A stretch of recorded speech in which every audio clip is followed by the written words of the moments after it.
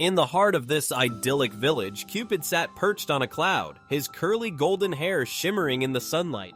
He was not your typical Cupid. His quiver was filled with misfit arrows, each with a mind of its own. Today, he was determined to spread love, but his arrows often had different plans. Inside, Lila, a pragmatic florist with a penchant for order, arranged bouquets with precision. Her dark hair was tied back and her fingers moved deftly among the petals. Another day, another bouquet. She mused, glancing out the window towards Marcus's bakery. Marcus, the grumpy baker, was a man of few words. His bakery was known for its delicious bread and pastries, but his sour demeanor kept most villagers at bay. "These loaves won't bake themselves," he grumbled, kneading dough with practiced care. Cupid hovered above, eyeing the crowd below. With a flick of his wrist, he released an arrow aiming for a young couple, but the arrow veered off course, striking Lila instead. She suddenly felt an inexplicable pull towards Marcus's bakery. What on earth?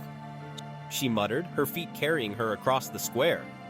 Marcus, oblivious to the chaos unfolding, continued his work, unaware of Lila's approach.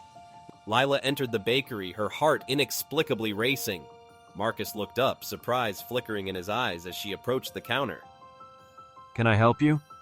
he asked, his gruff voice softening slightly. I don't know. Lila replied, feeling a strange connection. Cupid, watching from above, realized his mistake. "Oh no, this won't do," he fretted, scrambling to retrieve his errant arrow. Cupid worked tirelessly to correct his blunder, carefully redirecting his arrows. The village was soon filled with laughter and love as his misfit arrows found their true targets. Lila and Marcus, now freed from the enchantment, exchanged sheepish smiles. Perhaps we should get to know each other. Lila suggested, her curiosity piqued. "I suppose I could spare some time," Marcus replied, a hint of a smile playing at the corners of his mouth. As the village prepared for Valentine's Day, Cupid watched from his cloud, relieved that his misfit arrows had finally done some good.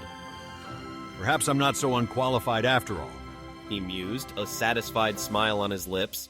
With love restored and new connections blossoming, the village thrived, its charm undiminished, and its people united in harmony.